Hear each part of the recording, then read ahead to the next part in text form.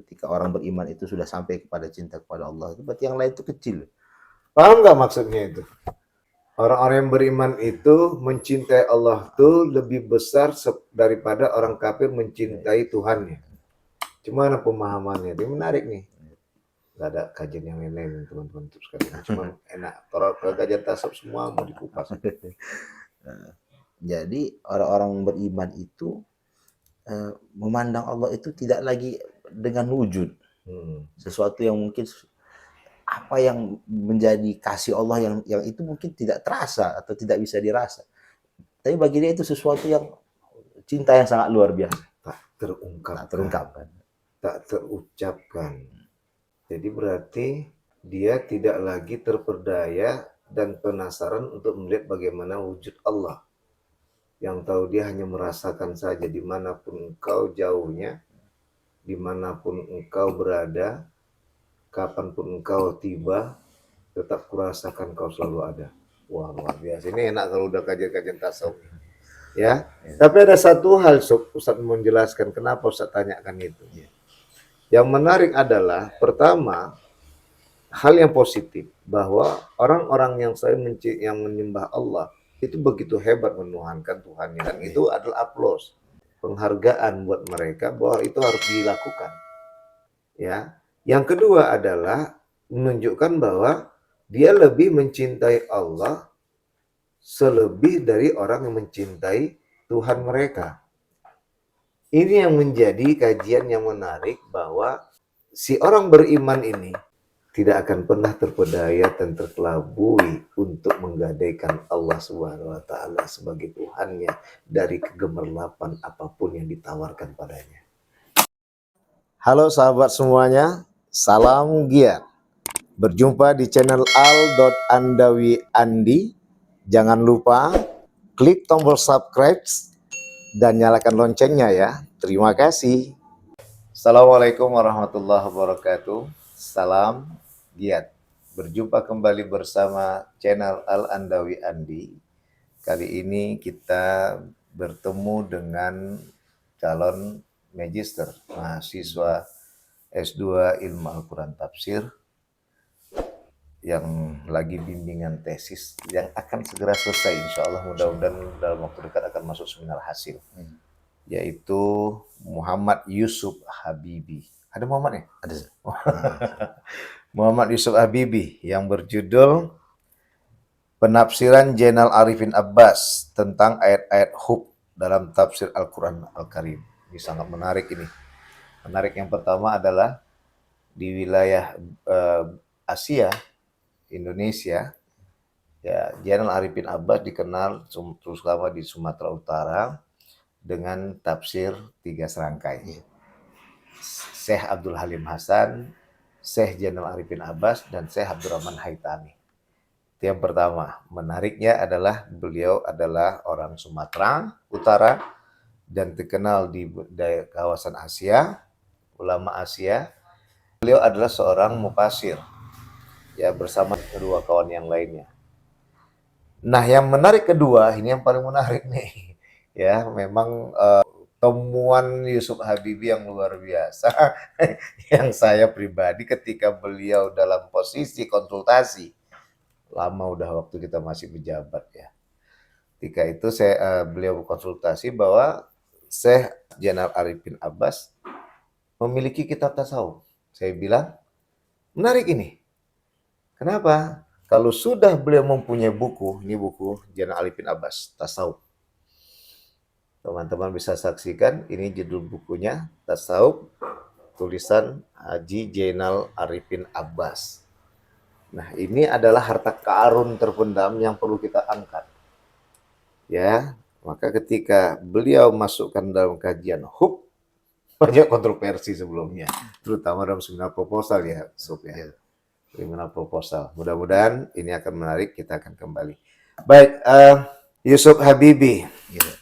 Ya, ini sudah mulai ending. Ustadz mau tahu bagaimana hasil temuan yang Yusuf jumpai dalam penelitianmu untuk mengisi bab 3, bab 4 ini.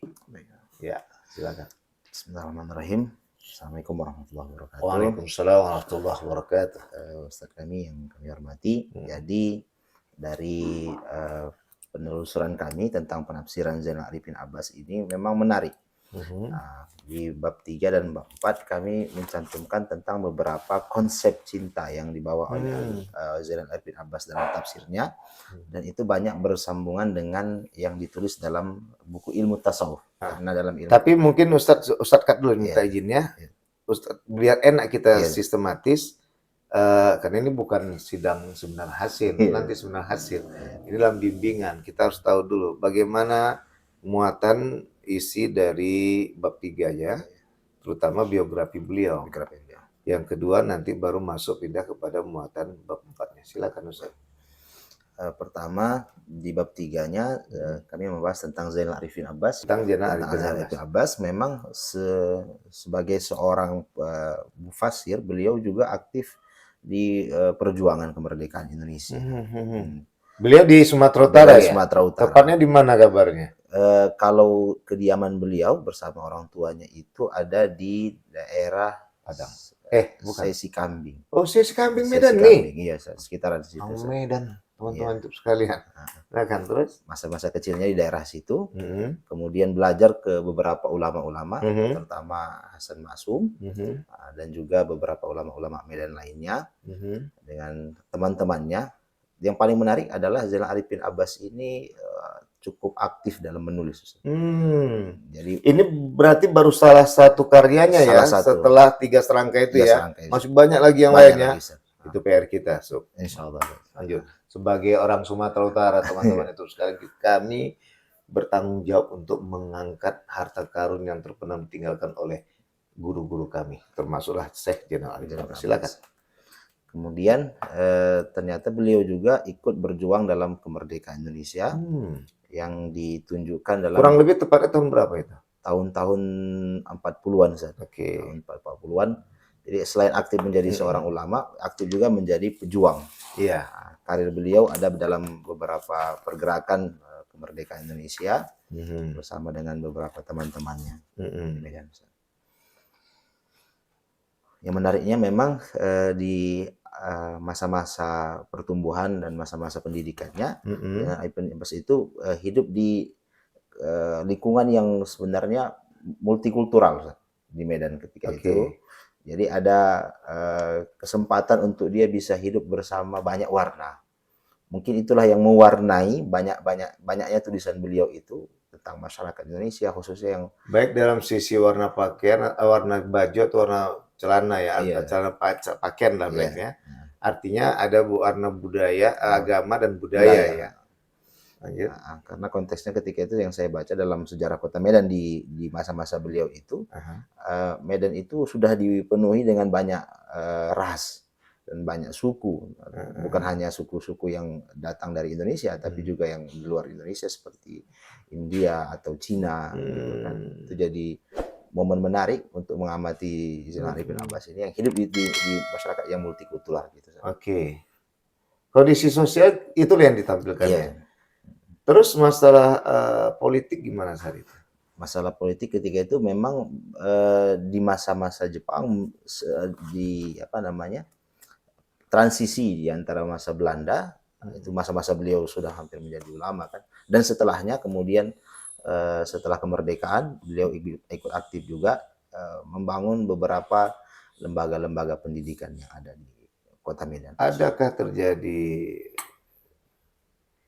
kriminalitas atau kriminalitas dari perbauran prosesi politik dan sosial juga ekonomi? 3 hal ini teman-teman sekalian, politik, sosial, ekonomi. Ya, kenapa kita tarik ini bagi pertanyaan buat Muhammad Yusuf Habibie adalah tema utama adalah hub, cinta. Untuk membuat 3 bersaudara ini, politik, sosial, dan ekonomi, ini harus ditenangkan oleh 2 hal. Yang pertama adalah agama, yang kedua adalah budaya. Maka terutama dalam hal ini kajian agama, di dalam Islam, khususnya tasawuf, membahas tentang hub, cinta. Jadi utamanya Yusuf, Ustaz mau tahu bagaimana kondisi sosial secara positif, negatif, politik, dan ekonomi semasa itu. Kalau untuk ekonomi, beberapa clash lah atau perbenturan mungkin di antara pribumi dengan beberapa suku-suku yang ada dan beberapa pemilik-pemilik tanah. Karena ketika itu Medan dan Delhi sekitarnya itu dikuasai dengan perkebunan-perkebunan. Nah, dan kalau untuk kota Medan sendiri mungkin di awal-awal setelah kemerdekaan itu sudah mulai menjamur ekonomi masyarakat, tapi lebih dikuasai bukan oleh masyarakat pribumi. Gitu. Untuk ekonominya begitu. Untuk sosialnya sebenarnya tidak terlalu banyak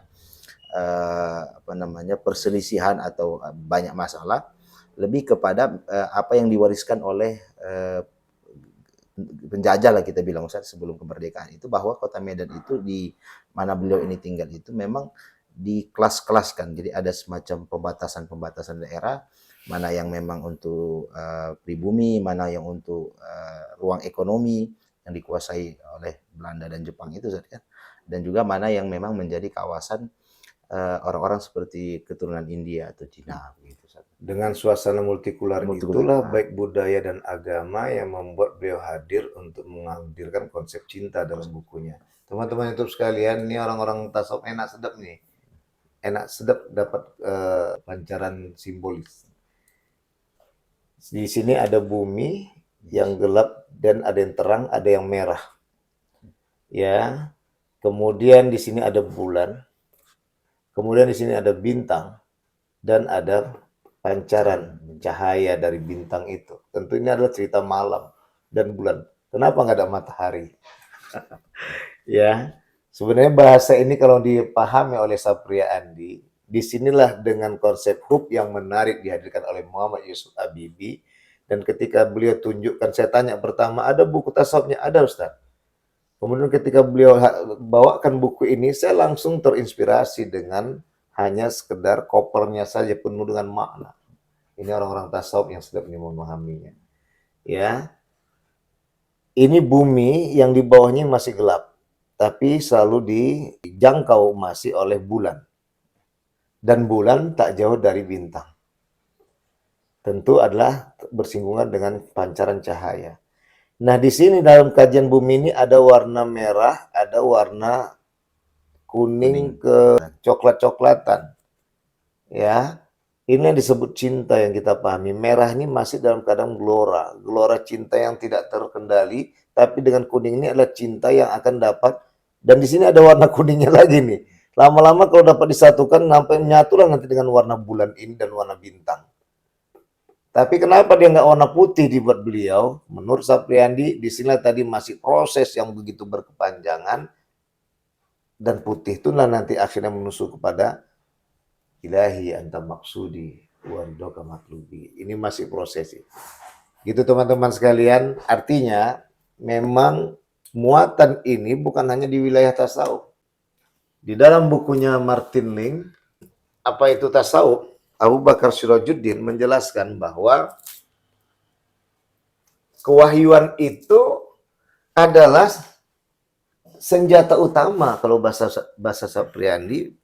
Kemudian kewahyuan itu adalah inti dari tasawuf itu sendiri. Dan hakikat dari kewahyuan itu adalah mengajak kepada akhlakul karimah. Nanti di situ akan berbicara tentang endingnya dalam kajian Quran ini adalah pulang kepada Allah. Istirja'u, ya. Jadi artinya jangan sampai kita katakan tafsir itu nggak bersinggungan dengan tasawuf. Tasawuf itu tidak selalu melihat tafsir salah. Tafsir dan tasawuf tidak bisa dipisahkan. Tasawuf dan tafsir tidak bisa dipisahkan. Itu dia. Makanya salah mereka-mereka yang ketika melihat bahwa ketika kita mengaitkan penelitian tafsir, penelitian bidang tafsir dengan kupasan kaitan dengan tasawuf, itu dibilang tidak cocok, itu adalah sesuatu yang salah. Kenapa? Karena di situ juga disampaikan oleh Abu Bakar Sirajuddin dalam bukunya What is the Sufism. Di situ dijelaskan bahwa ternyata untuk melihat bagaimana hakikat dari Quran itu sendiri adalah dipahami oleh dunia tasawuf. Karena tasawuf secara heterogen, multikultural, tidak pernah mempermasalahkan perbedaan karena dia tahu bahwa innalillah wa inna ilaihi raji'un. Baik, menarik. Oke, so itu udah dicantumkan di dalam bab 3. Sudah. Mantap. Nggak ada lagi keraguan. Harus dipertahankan nanti dalam seminar hasil insyaallah. Nah, sekarang bab 4. Temuan. Nah, tadi udah Ustaz bocorkan malah. Ustaz belum baca temuannya, udah Ustaz jumpakan cinta tadi. Itu menarik tadi ya, politik, ekonomi, sosial. Politik, sosial, ekonomi. Silakan. Bab keempatnya tentang beberapa konsep al-hub yang dibawa oleh Zainal Arifin Abbas, baik melalui penafsirannya dan juga yang ada di buku beliau ini Ilmu Tasawuf, karena dalamnya ada subbab yang berkaitan dengan al-hub, yaitu tentang cinta. Jadi diantaranya adalah contohnya cinta itu membutuhkan pengorbanan. Iya. Di antaranya juga cinta itu datang karena satu ilmu pengetahuan. Jadi kita mencintai sesuatu itu karena kita tahu sesuatu itu. Iya, iya. Nah, itulah yang kemudian anak kaitkan bahwa orang mungkin banyak membenci seseorang itu karena dia tidak tahu tentang orang itu, atau membenci sesuatu karena dia tidak tahu dan belum mencari tahu. Bisa saja ketika dia tahu, yang timbul bukan benci tapi cinta. Masya Allah. Karena ada nilai-nilai kelebihan yang diberikan ke situ. Jadi ternyata kebencian itu hadir karena kita tidak tahu tentang sesuatu itu. Itu yang paling menarik sih, Ustaz. Berarti sebelum saya tanyakan sama Yusuf Abibi tadi, saya sampaikan tadi dengan heterogen yang multikultural yang begitu bertemu antara satu budaya dengan budaya lain, agama satu dengan agama yang lain, ragam satu ragam manusia yang lain rasnya. Ternyata jangan sampai disalahpahami dan harus dicari tahu, dan itu kuncinya adalah dengan cinta. Itu yang disebut dengan hub. Itu temuan. Setelah kupasan tentang itu, karena ini masalah kajian hub, dan kita tahu hub itu 2 orang itu yang membahas. Di antaranya adalah imamahnya Rabi'atul Adawiyah, Syekhah. Ya, yang pertama, adakah Yusuf pernah membaca bagaimana konsep hub yang termasuk pencetus hub ini sendiri, yaitu Syekhah Rabi'atul Adawiyah. Dan kemudian yang kedua, adakah keterkaitan hub yang dibahas oleh Syekhah Rabi'atul Adawiyah dengan Syekh Haji Zainal Arifin Abbas? Gitu, karena menarik juga, ini tak izin, so 3 serangkai itu campur gitu, ada Muhammadiyah, ada NU, ada Al-Wasli ya teman-teman itu sekalian. Ya, yang di masa tahun 80-an, tahun 70-an ya, 60 sampai 80, ini masih santer. Masih santer dalam arti konflik itu pasti ada. Bukan antar agama aja, antar aliran di dalam Islam aja, komunitas yaitu NU, Muhammadiyah dan Al-Wasliyah kadang terjadi. Nah, ini yang menariknya, mereka mempunyai tafsir 3 serangkai. Dan tapi yang jadi bahasan kita adalah ilmu tasawuf Haji Zainal Arifin Abbas. Silakan. Tadi 2 pertanyaan Ustaz. Untuk Syekhah Rabi'atul Adawiyah, Ustaz, Ana membaca buku Manifestasi Cinta Rabi'atul Adawiyah. Jadi yang Ana baca memang beberapa konsep yang dibawa oleh Rabi'atul Adawiyah ini mengarah kepada bahwa cinta kepada Allah itu tidak mungkin terwujud. Konsep apa tadi? Konsepnya Rabi'atul Adawiyah, Ustaz, kan? Jadi cinta kepada Allah itu tidak mungkin sampai ketika ada cinta yang lain. Yang kita simpan atau yang kita kejar. Yang kita simpan dan kita kejar. Ya, tahan. Simpan dan kita kejar. Baik. Di sini ya. Maaf teman-teman YouTube sekalian, tuan rumah puasa dan udah diizinkan sama tamu tetap diberikan minuman walaupun mahasiswa saya. Siapapun dia adalah tamu, karena kata Rasulullah, "Man kana yu'minu billahi wal yaumil akhir falyukrim dhaifahu." Barang siapa yang mengakui beriman pada Allah dan hari akhirat, muliakan tamu. Jadi nggak dipandang kalaupun tamu ini adalah mahasiswa saya, bimbingan S2, bimbingan saya, tapi tetap beliau sebagai tamu, sekedar iklan. Lanjut. Apa tadi mengejar ya? Apa? Ya, jadi ketika ada sesuatu yang kita kejar selain cinta Allah, tentu cinta Allah itu tidak akan terwujud. Nah, sempurna ataupun sebahagian dari cinta Allah itu Dikejar selain cinta Allah, Selain tentu cinta Allah itu tak terwujud. tak terwujud. Tapi bisa dibarengi. Maksudnya cinta selain Allah itu bisa jadi wasilah Iya. untuk kemudian kita mencintai Allah. Tapi jangan sampai cinta kita kepada selain Allah itu melebihi cinta kita Kita dari kepada Allah, pada Allah. Lanjut. Dan itu ada kaitannya di tafsiran beliau tentang Itu itu. menurut Rabiatul Adawiyah. Iya. Di manifestasi cinta. Manifestasi cinta. Rabiatul Adawiyah. Buku apa itu judulnya? Dulu itu rekomendasi Prof. Muzakir. Jadi Iya. saya baca lah buku itu. Ada di Terus ya keterkaitannya dengan hub. Jalan Arifin Abbas ini ada di penafsiran beliau tentang ayat zuyyina linnasi hubbus syahawat itu Ustaz kan. Jadi tentu syahwat yang dimaksud oleh Allah itu kan bukan bermakna negatif. Jadi sesuatu yang mubah boleh-boleh saja, tapi tidak boleh mengalahkan cinta kita kepada Allah, yang nanti akhirnya cinta Allah kita tidak terwujud dan kita terlalai dengan cinta yang kita kejar tadi itu. Iya. Begitu.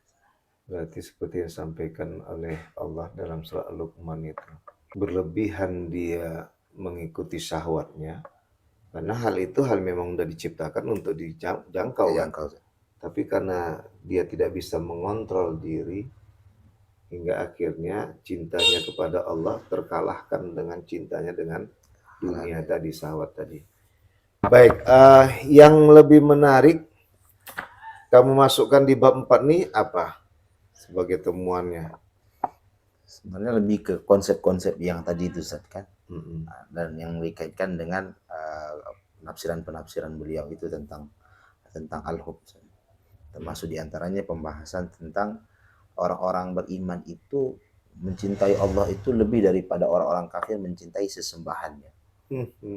Berarti kan sesuatu yang besar ketika orang beriman itu sudah sampai kepada cinta kepada Allah itu berarti yang lain itu kecil. Paham nggak maksudnya itu? Orang-orang yang beriman itu mencintai Allah itu lebih besar daripada orang kafir mencintai Tuhannya. Gimana pemahamannya? Ini menarik nih. Gak ada kajian yang lain-lain teman-teman terus sekalian. Cuma enak. Kalau kajian tasawuf semua mau dikupas. Jadi orang-orang beriman itu memandang Allah itu tidak lagi dengan wujud. Sesuatu yang mungkin apa yang menjadi kasih Allah yang itu mungkin tidak terasa atau tidak bisa dirasa. Tapi bagi dia itu sesuatu yang cinta yang sangat luar biasa. Tak terungkapkan. Tak terungkapkan. Tak terucapkan. Jadi berarti dia tidak lagi terperdaya dan penasaran untuk melihat bagaimana wujud Allah. Yang tahu dia hanya merasakan saja dimanapun engkau jauhnya, dimanapun engkau berada, kapanpun engkau tiba, tetap kurasakan kau selalu ada. Wah, luar biasa. Ini enak kalau udah kajian-kajian tasawuf. Ya. Tapi ada satu hal, Ustaz menjelaskan kenapa Ustaz tanyakan itu. Yang menarik adalah, pertama, hal yang positif, bahwa orang-orang yang menyembah Allah, itu begitu hebat menuhankan Tuhannya. Dan itu adalah aplaus, penghargaan buat mereka bahwa itu harus dilakukan. Ya. Yang kedua adalah menunjukkan bahwa dia lebih mencintai Allah selebih dari orang yang mencintai Tuhan mereka. Ini yang menjadi kajian yang menarik bahwa si orang beriman ini tidak akan pernah terpedaya dan terkelabui untuk menggadaikan Allah Subhanahu wa taala sebagai Tuhannya dari kegemerlapan apapun yang ditawarkan padanya. Gitu dia, kajian harta dan tahta nih teman-teman itu sekalian. Ya, ini yang bagian dari kupasan hub yang dimaksud. Itu dari bukunya. Nanti bisa dicatat itu nanti. Catat penjelasan Ustadz Sapriyadi dalam bimbingan tesis. Ya kan, tanggal 30 Agustus 2023 jam 8 Ya, 838. Itu nanti bisa dimasukkan bahwa itu yang dimaksud pemahaman Ustaz Sapriadi tentang apa yang dijabarkan oleh Syekh Haji Zainal Arifin Abbas. Memang ini kalau udah kita punya ayah ini begitulah, punya kakek ini sebenarnya. Baik, lanjut. Yang lain? Lainnya mungkin tadi itu aja sih Zat, untuk beberapa hal kan. Ya. Di sini ada cinta lahir dari sebuah perkenalan dan pengetahuan. Cinta membutuhkan pengorbanan. Ini memang dari buku beliau semua? Dari sini dan juga tafsir. Zat. Masya Allah. Iya, sayangnya cinta adalah ilham bagi manusia.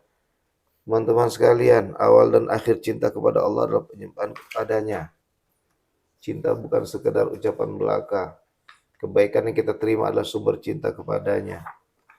Bertambahnya cinta kepada Allah dengan bertambah keimanan kepada sangat-sangat berkontribusi. Kupasan Yusuf ini besok saya bahas dan sidang insyaallah. Mudah-mudahan sukses ya, diberkati Allah, tinggal kembali lagi pada daya dan kuasanya. Mudah-mudahan kamu sehat. Amin. Baik, sekarang Ustadz mau kembalikan kepada teknik penulisannya.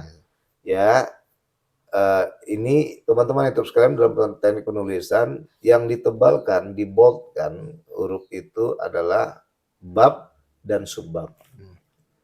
Ini bab dan subbab. Ini yang tebal. Selain bab dan subbab, semuanya tidak tebal, termasuk sub-subbab. Nomor 1. Itu yang pertama. Ya. Pertama. Yang kedua, ini catat di sini ya. Susunannya gini dia. Ini bab, ini judul, ya. Kemudian sini subbab, ya. Ini judulnya, ya. Kemudian kalau bisa setelah subbab itu dikasih sedikit komentar sedikit lah. Apa ini konsep Al-Hub ya. Konsep al-hub Menurut Zainal Arifin. Al-hub artinya cinta. Tentu untuk memahaminya perlu konsep yang dipelajari dengan seksama. Bagaimanakah konsep itu? Maka akan dijabarkan di bawah ini. Baru masuk. Ini dia, tarik. 1, cinta. Cintalah lahir. Atau bisa aja Syekh Zainal Arifin Abbas menjabarkan beberapa konsep untuk memahami arti hub itu sendiri. Konsep-konsep tersebut akan diungkapkan di bawah. Titik 2, konsep pakai ini. Di bawah, baru masuk 1, cinta. Paham? Paham Zat? Nah, ini nanti udah mulai cinta ini, nanti awalnya nanti di sini lagi tariklah sini. Sob. Agrabnya. Ini imamnya sob. Oke, Zat. 1, 2, 3, 4, 5, 6, 7. Inilah dia. Ya kan? Tarik, baru nanti di sini. Paragraf selanjutnya. Jangan kamu pindah ke sini, sob. Ini ngerumpin namanya kalau ke subbab. Kalau punya kajian sub-subbab, ya udah batasannya di sub-subbab. Jangan sampai melebihi, balik lagi di baris berikutnya ke subbab. Seperti ini dia teman-teman itu sekalian. Ya. Baik, nanti begitu. Nih. Nah, nanti kalau misalnya di sub-subbabnya ada bahasa lagi cinta lahir dari sebuah perkenalan dan pengetahuan. Iya.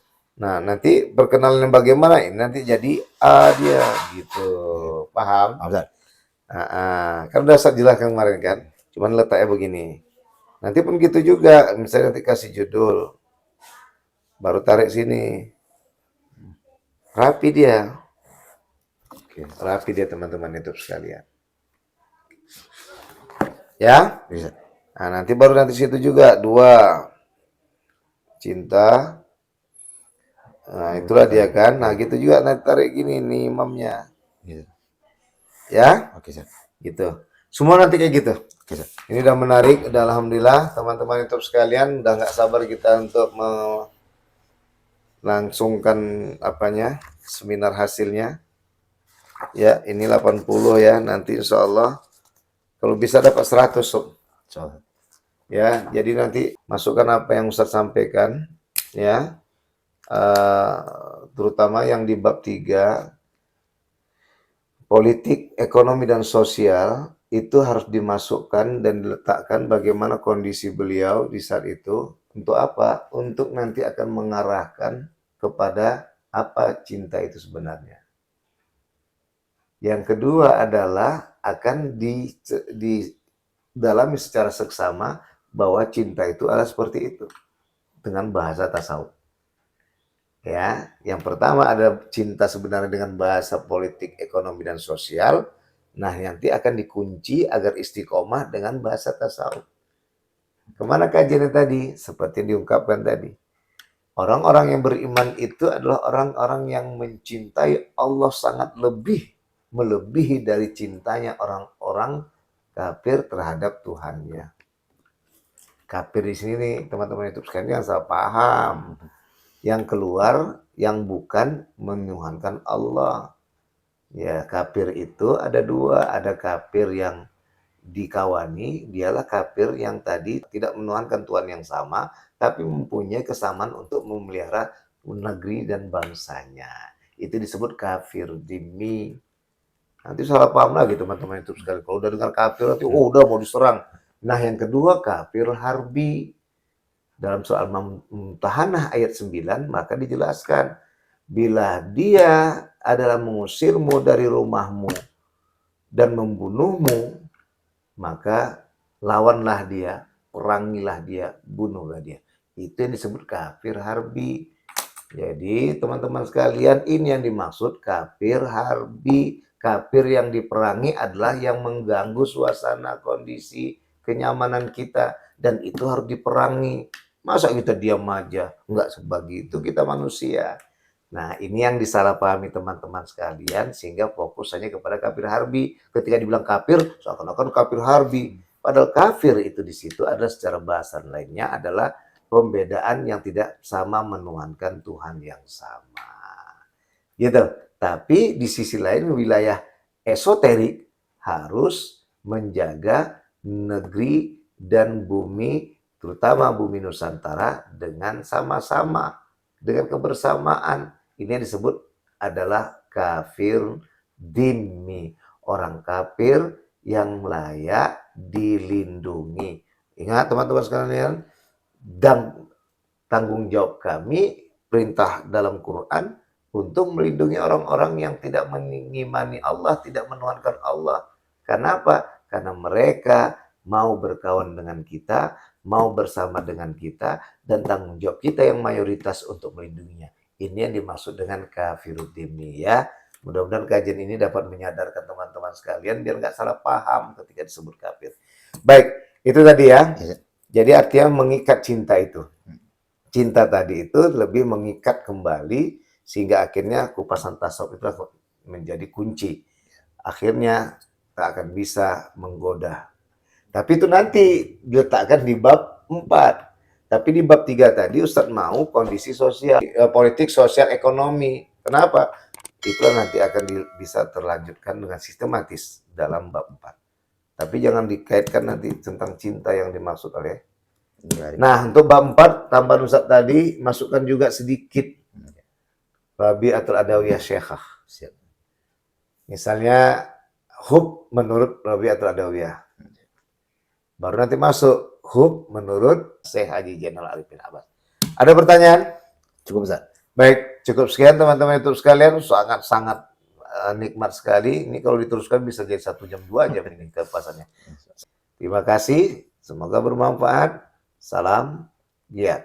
Wassalamualaikum warahmatullahi wabarakatuh. Waalaikumsalam.